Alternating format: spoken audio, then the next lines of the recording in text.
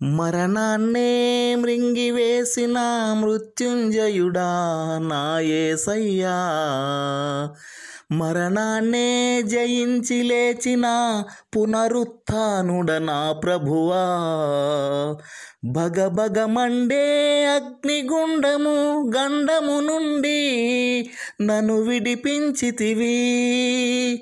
నీలవలే భ్రమపరచే దాహం తీరని ఎండమావుల మోసము నుండి నన్ను విడిపించితివి.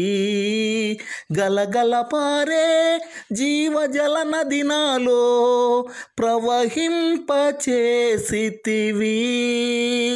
దగదగ మెరిసే దివ్య నగరం పరలోక పట్టణంలోకి నన్ను నడిపించుచున్నావు నా యేసయ్యా.